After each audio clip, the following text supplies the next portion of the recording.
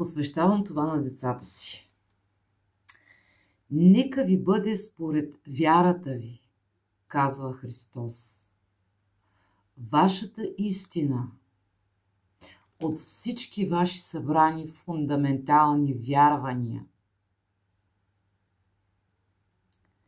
Вашата гледна точка и убеждения за хората, за живота, за себе си какви вярвания и убеждения имате,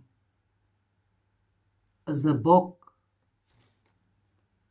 Това създава този пласт реалност, в който се намира всеки един от нас сега в своята реалност.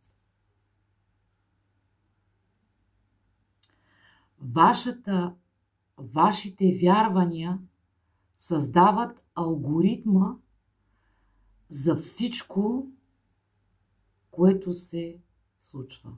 За всичко случващо се в вашата реалност. Аз съм Елена.